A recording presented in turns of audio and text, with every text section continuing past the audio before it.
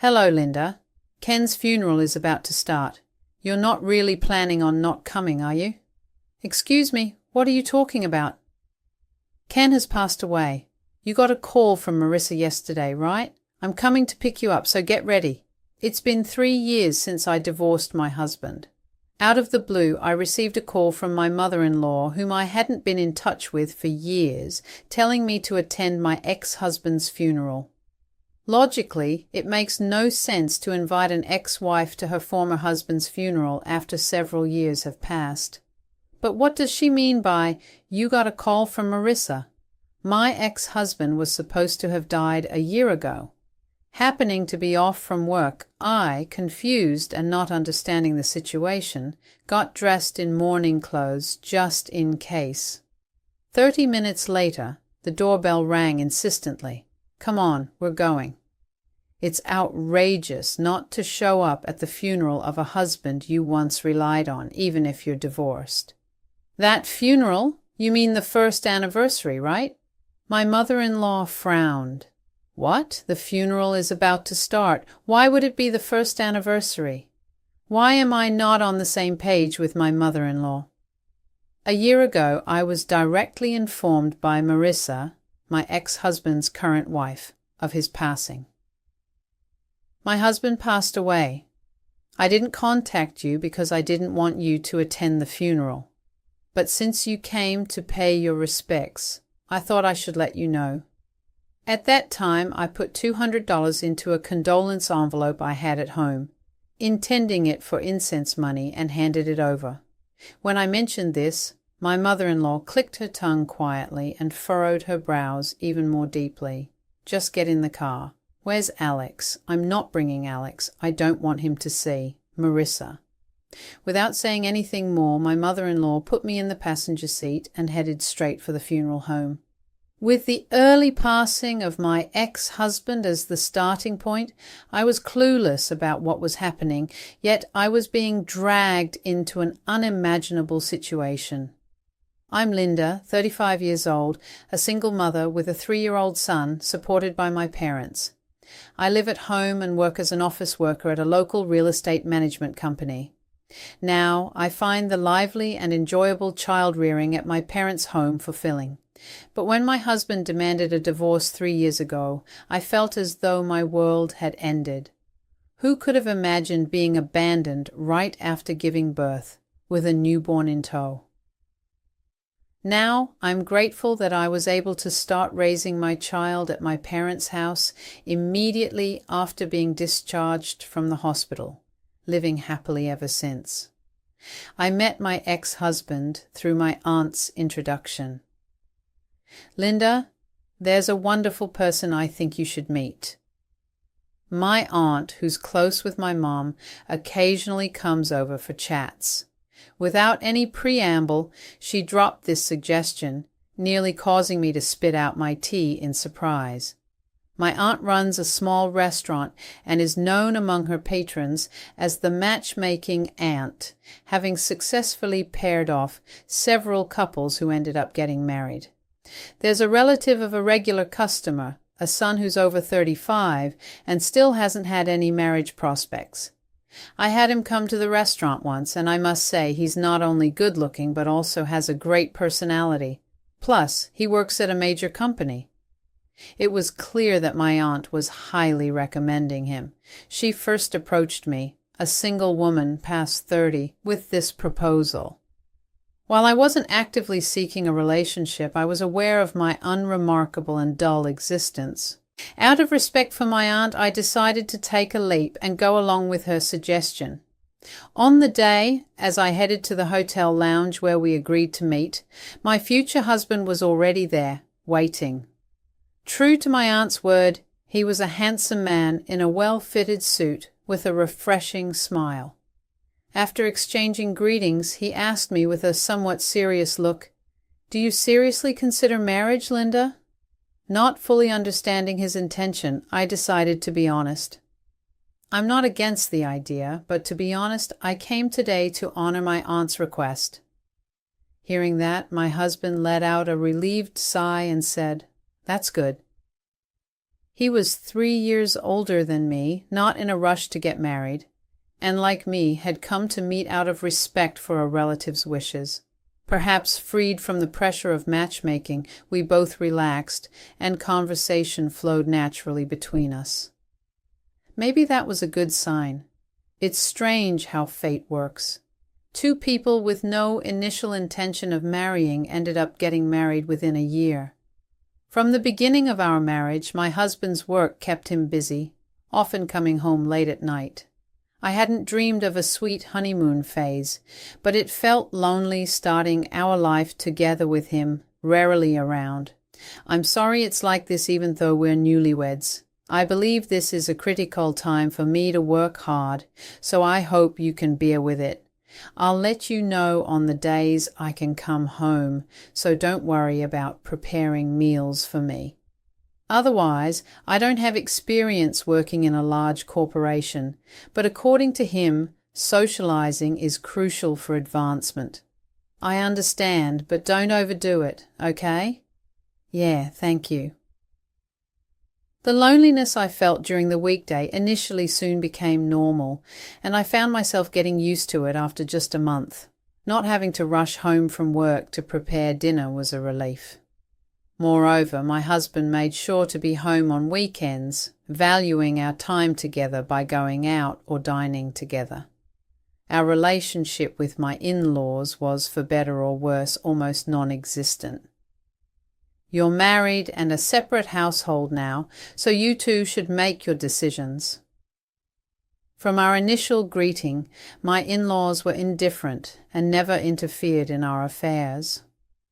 In a way, I think our marriage started off smoothly. Nearly a year into our marriage, I found out I was pregnant. I'm happy, my husband said, but his demeanor became more distant as days passed. As my pregnancy progressed, he started to spend weekends away from home, leaving me alone more frequently. The severe morning sickness and quitting my job due to the pregnancy were significant factors. Hey, let's go look at baby stuff soon. We need to start getting ready. I've got something on this weekend. You go ahead, pick whatever you like. Perhaps it was the hormonal changes making me emotionally unstable, but every time he said things like that, I felt a surge of sadness. Hey, this is your child too. Let's think about this together. Come on, I'm busy, you know. It's your child too, so you should prepare yourself. You have time during the day, so just go by yourself. Every time I brought up the topic of our child, my husband became increasingly irritable and raised his voice. Even though I realized a gap was forming between us, I felt powerless to do anything about it. Yet at that time, I still believed that the birth of our child would bring about a change in him. When labor started, my husband was nowhere to be found, despite numerous attempts to contact him. There was no response to my calls or messages. I called my mother and then headed to the hospital by taxi, where I safely gave birth to a boy. After waking up, I contacted my husband again, and he said, "Well done. It's pointless for me to be there now, isn't it? Let me know when you're being discharged. I'll come to pick you up." Hearing that provided me with a bit of relief. During my hospital stay, both my parents and my in-laws came to see the baby, taking turns holding him and saying, "He's so cute." Even my usually indifferent in-laws seemed genuinely happy at that moment. Although I was surrounded by happiness, the one person I wished most to be there, my husband, was absent. In the end, my husband never visited the hospital, not even once, and I found myself unable to share my feelings or seek advice from anyone. On the day of discharge, my husband came to pick me up from the hospital room at the time I had told him. As soon as he entered the room, I handed him our sleeping son without a word. For a moment my husband looked surprised, but then silently stared at his face, standing still. "The name's Alex, right? Hoping for a bright future." I was surprised that my husband had thought of a name for our son. I thought it was a good name. Surely everything will be okay. At that moment, I couldn't help but believe that a fun and happy future with our baby awaited us. However, my hopes were shattered in an instant. Returning home for the first time in a week, I found a pair of high heels with ribbons I had never seen before at the entrance. Entering the living room, there was a young woman wearing a short dress. I want a divorce. I've realized I don't want children after all. Without a chance to sit down, my husband said this and thrust divorce papers in front of me. Why didn't you say something sooner? The child is already born, and why bring me all the way here if you wanted a divorce? It can't be helped, right? Marissa said she wanted to meet you and apologize. I felt dizzy hearing my husband say this with a smirk on his face. I thought it might be nice to have a family and make a home for the sake of my career, but when I actually saw the pregnancy, I just felt like I couldn't handle it. What is he even talking about? Wait, what do you mean? So you're saying the marriage itself was for the sake of your career? That's right. You were the type to obediently follow what I said. It was convenient having you around, not just for companionship, but like a housekeeper for my needs, while I still wanted to have my fun. I stared at my husband in disbelief. But I just can't do the kid thing. I don't want my time taken up by children. I was so shocked I couldn't find the words to respond. I had no idea he was this kind of person. I never imagined his late nights were spent with other women. The memories of what I thought were 2 happy years of marriage suddenly seemed tainted. Well, I did learn that being married helps with social credibility. So I've decided to remarry this one who agrees with me on not wanting kids. Plus, she's prettier than you. With that, my husband pulled the woman closer by the shoulder. I'll pay you alimony and child support around the standard rate. Just send me the bill or whatever later. I'm really sorry it's come to this, ma'am, the woman said with a smug look, her apology lacking any sincerity. She probably wanted to see my devastated face. That's why, in front of this woman alone, I refused to let myself cry. The poor baby being born into this. Really so sad. Feeling infuriated by her pitiful gaze directed at my son, I snatched the divorce papers my husband was holding out. I'll file these myself. Filled with misery, I wanted nothing more than to leave that place as quickly as possible. I'll send your stuff to your parents' house later. Thanks for everything until now. Bye-bye. Good luck being a single mom. Every word from that irritating woman made me want to punch her. But I silently turned and walked towards the entrance.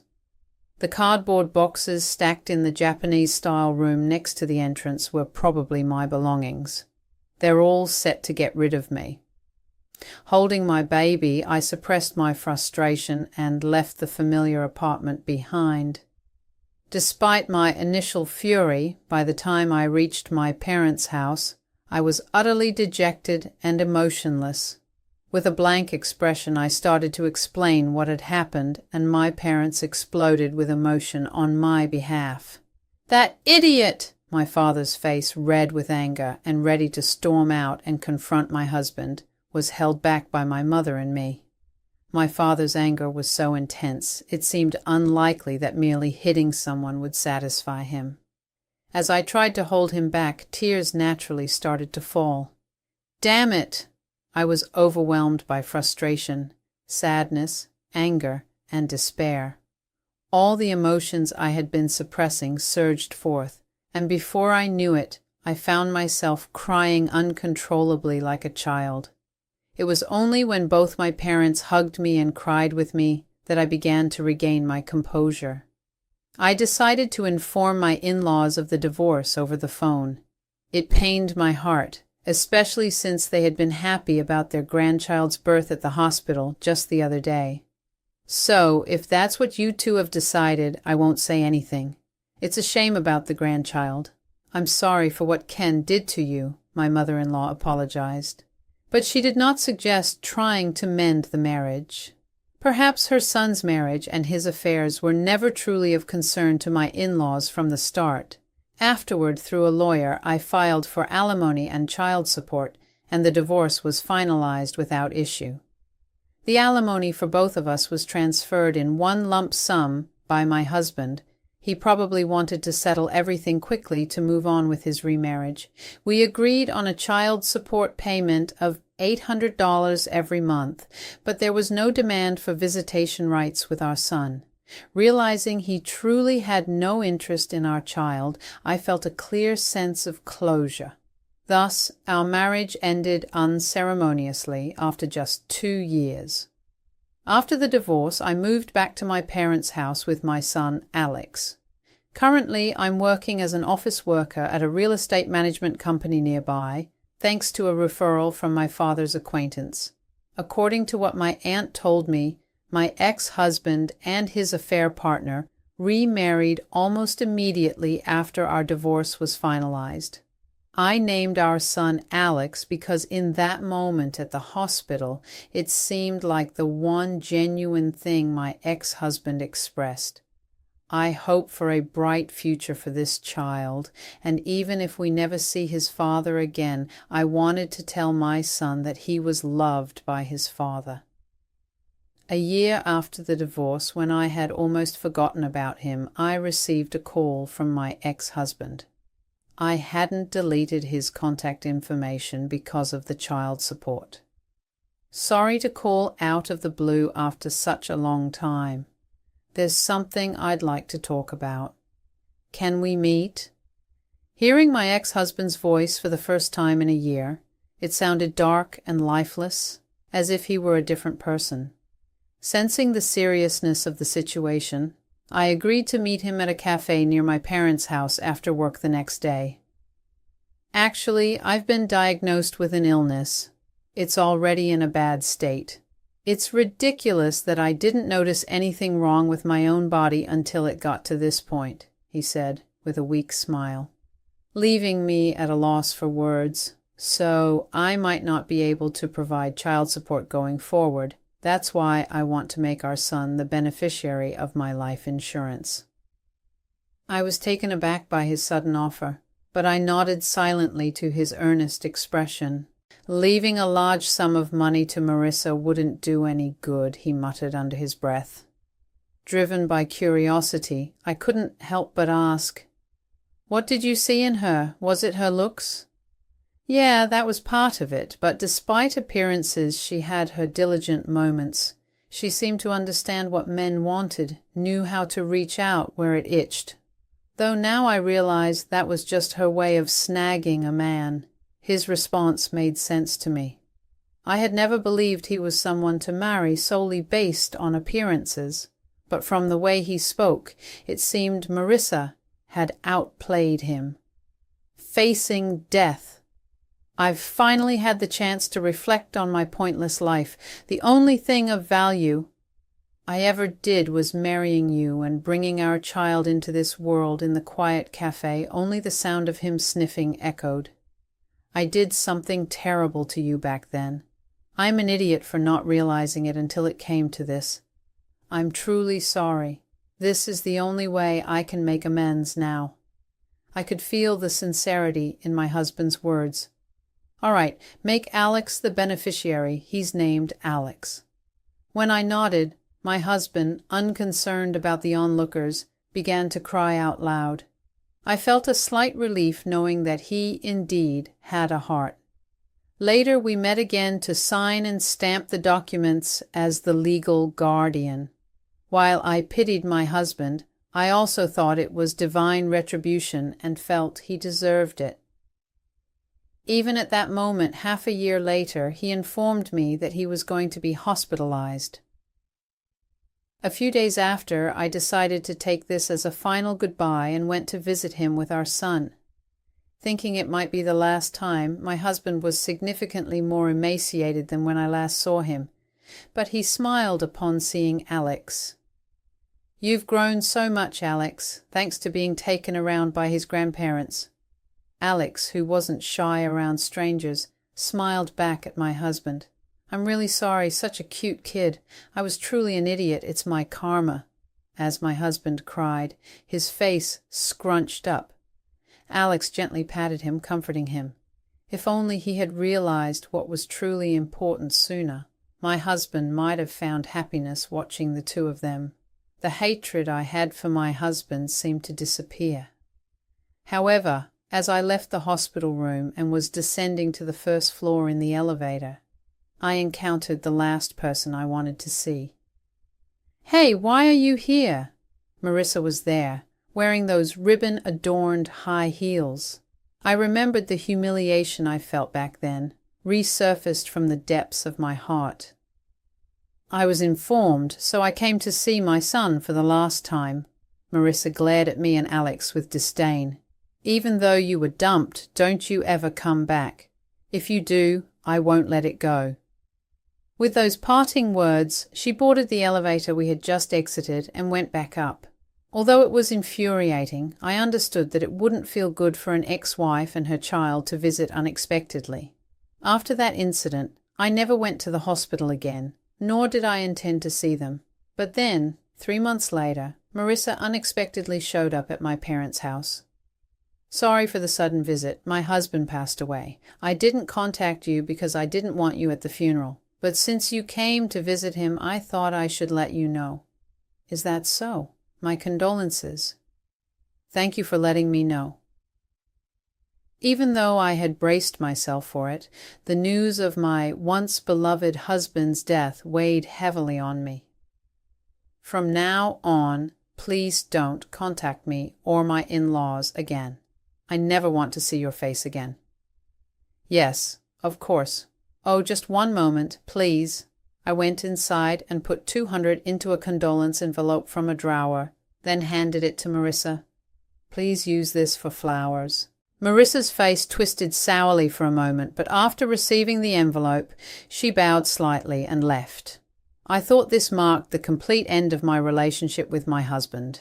However, a year later, a call from my former mother-in-law entangled us in an unimaginable situation. The phone rang on a day when I was home alone, enjoying my day off. "Hello, is this Linda? Ken's funeral is about to start. You surely don't plan on not coming, do you?" "Excuse me, what are you talking about? Ken has passed away. You were contacted by Marissa yesterday, weren't you? I'm coming to pick you up, so be ready and wait at the entrance." 3 years had passed since my divorce from my husband. The sudden call from my mother-in-law, with whom I hadn't been in contact, took me by surprise. Moreover, my ex-husband was supposed to have died a year ago. Confused, I nevertheless changed into mourning clothes and prepared to leave. 30 minutes later, the doorbell rang incessantly. "Come on, we're going. It's outrageous not to attend the funeral of a husband who treated you well, even if you're divorced." "That funeral, you mean the first anniversary, right?" My mother-in-law frowned. "What? The funeral is about to start. Why would it be the first anniversary? Why isn't our conversation aligning?" A year ago, Marissa, my ex-husband's current wife, had personally informed me of his death. I had even handed over a condolence envelope with $200 in it. When I mentioned this, my mother-in-law clicked her tongue quietly, and her frown deepened. "Just get in the car. Where's Alex?" "Alex isn't coming. I don't want him to see Marissa." Without saying anything more, my mother-in-law put me in the passenger seat, and we headed straight for the funeral home. Logically, it's strange to invite an ex-wife who has been separated for several years to a funeral. Between my mother-in-law and Marissa, whose story was true, caught in this unbelievable scenario, I was desperate to know the truth. Upon arriving at the funeral home, a monk had just begun the chanting. The funeral hall was small, indicating a service only for close family members. My husband's portrait was displayed on the altar. It indeed appeared to be my husband's funeral today. Feeling as if I'd been caught in an absurd twist, I couldn't help but let out a rueful smile. The funeral proceeded without issue, and as we waited for the departure of the hearse, Marissa approached me aggressively. "Hey, why are you here? Didn't I tell you never to show your face again? Why are you attending without being invited?" As always, Marissa's way of speaking was infuriating. I was the one who called her. Didn't I tell you that I would contact Linda? What use is your head? I didn't want her here at the funeral, my mother-in-law sighed deeply, frowning. You lied about Ken dying a year ago and even accepted condolence money from Linda. Is there another reason you were so adamant about her not coming? Marissa's face tensed for a moment, and I could hear her swallow hard. Linda, I invited you today because I thought you deserved to say thank you and farewell to Ken, considering how well he treated you. You were taken care of, so it seemed right to express gratitude and see him off. I tilted my head, confused by what my mother-in-law was saying. Despite receiving child support every month, didn't she always demand more? It was clear that Marissa was beginning to panic. Even though it wasn't hot, she was sweating profusely on her forehead. Yes, that's right. Since she was getting child support from him every month, she should pay her respects properly. But look, the funeral is over now, so you can go home. We'll say our goodbyes with just the family. Now come on, it's time for you to leave. Marissa, while making insistent gestures, tried to hurry me out by pushing on my back. Her actions were so unnatural that I started to understand the meaning behind my mother-in-law's frowns and questioning. She must have been suspecting Marissa all along. I shrugged off Marissa's hand and turned squarely to face my mother-in-law. What additional child support? I haven't received anything beyond the agreed amount. I haven't been in contact with him for a long time. My mother-in-law's expression turned thunderous in an instant. So you've been deceiving us all along. You complained about Linda's demands being too high, so I've been sending you $1,000 every month, and you've been pocketing all of it. I never imagined Marissa was exploiting me to extort money from my in-laws. Cornered by my mother-in-law and me, Marissa, realizing she couldn't make excuses, defiantly started to lash out. It's not my fault. He earned a lot, but never let me spend freely. And it seems he had other women until he fell ill. I'm the one who was deceived. My husband did have a good salary from his job at a large corporation, but even when we were married, he only gave me a fixed monthly allowance. I never struggled financially, but his infidelity was undeniable. You could have lived comfortably without your extravagance, couldn't you? Ken said you were a useless money pit. Apparently you hardly did any housework and spent your time gallivanting around. Ah, enough. Be quiet. It's his fault for not letting me have freedom. It's only natural for you in-laws to support me when your daughter-in-law is struggling. Finally, Marissa's true feelings came out. His inheritance rightfully belongs to me, his wife. Now I can finally have my freedom, so don't just invite his ex-wife as you please. The reason Marissa didn't want me at the funeral was all about the inheritance. For Marissa, the idea of my son, my husband's legitimate child, receiving any inheritance was something she desperately wanted to avoid. The relatives waiting for the departure of the hearse were frowning and whispering among themselves. Hearing the commotion, my father-in-law came over and apologized to me. I'm sorry you got dragged into this mess. I'll get in touch on another day, so it's okay for you to head home now. Thank you for coming. Turning my back on the still arguing mother-in-law and Marissa, I left without waiting for the hearse to depart, feeling entangled in an unfortunate situation. I hoped this would be the end, but I couldn't shake off a bad feeling. Unfortunately, my intuition would prove correct in the coming months. Nearly 3 months later, something unthinkable happened. It was a holiday, and we had gone to a large park with a packed lunch. The park, essentially a vast forest, was bustling with families and couples. Alex, now 3 years old, was energetically tireless, with my parents and me taking turns keeping up with his play. While my dad and I were lying on the leisure sheet, my mom, who had gone with Alex to the playground, came back panicked. "Alex is missing. Hurry up." Alarmed by her frantic demeanour, we all rushed over, but couldn't find Alex around the slide where he had been playing. He slid down once and went back up to slide again, so I waited below, but he never came back down. The large athletic-style slide was crowded with children that day, with kids disappearing inside momentarily. Instead of focusing on the slide, I expanded my view and scanned the surroundings again. Then I spotted Alex's yellow hat as he was walking along a path beyond the playground. It appeared he was being led by a woman I didn't recognize. "Alex!" Hearing my shout, Alex stopped and looked back, and at that moment the woman holding his hand started to run with him in her arms. "Wait!"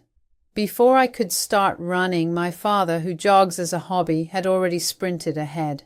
My heart raced with fear, making it hard to run as I wanted. I called out to my father ahead, "Dad, they're heading towards the parking lot." My father increased his speed and shouted for help. "Someone, please stop that woman. She's kidnapping a child." The woman reached her car, trying to throw Alex into the passenger seat and get into the driver's seat herself, but she was unable to. Several young dads, responding to my father's cries, managed to grab the woman just as she was about to get into the car. "Alex!" After my father took the sobbing Alex out of the passenger seat, he handed him over to me, who had arrived shortly after, relieved. I collapsed to the ground, hugging Alex tightly. "Don't interfere. Because of that kid, I don't get any money. If only he wasn't there. If only he would disappear." The woman was Marissa. Her eyes were bloodshot, and the way she screamed, spitting and raging, was clearly deranged. Trembling, I couldn't say anything back, just watched as the out-of-control Marissa was taken away by the arriving police car. Later, my father-in-law contacted me to apologize and discuss the receipt of my ex-husband's life insurance. It seemed my in-laws had been informed by my husband to proceed in this manner, but they had kept it a secret from Marissa until discussions about the inheritance could be held. Apart from the life insurance, Marissa was to inherit everything else, but it turned out there wasn't much of an estate left. The substantial alimony paid out for our divorcee 3 years prior and the expenses for his illness had left little money. However, there wasn't just one insurance policy, and Marissa must have received a significant sum, at least in the hundreds of thousands. Marissa had been splurging on young hosts. You see, she's always been reckless with money, and it seems she had a considerable amount of debt. She likely used the inheritance to pay off her debts, but it's unclear if she managed to settle them all. My father-in-law sighed deeply, sounding exasperated. More than anything, she couldn't stand knowing the amount of insurance money left for Alex. The insurance money my husband left to Alex was $400,000. It seems Marissa naively believed that if the beneficiary, Alex, were to pass away, the insurance money would automatically go to her.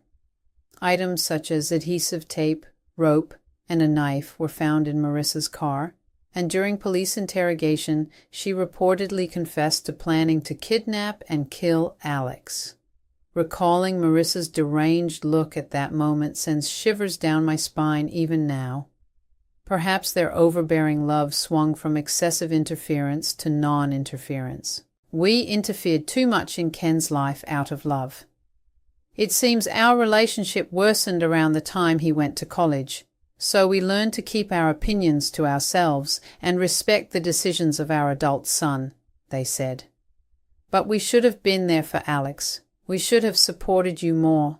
I'm truly sorry, finally, my mother-in-law added. Alex was the name of Ken's childhood friend from a family that respected his own decisions, unlike ours. He's fulfilling his childhood dream of being a pilot now. She dabbed her nose with a handkerchief. So I think Ken wanted Alex to have a life like his friends. Thank you for keeping the name my son suggested for our grandson. There's no doubt that the moment my husband first held our child, he wished for a happy future for him. Just knowing that was more than enough for me.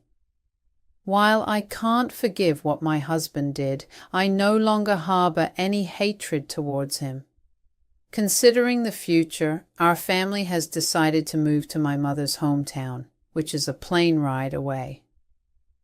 It seems Marissa won't be getting out from behind bars anytime soon, but truly, I never want to see her face again.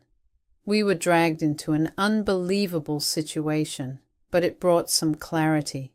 Someday I want to tell Alex, your dad truly wished for your happiness. Moving forward, our family of 4 intends to live happily, respecting each other's decisions.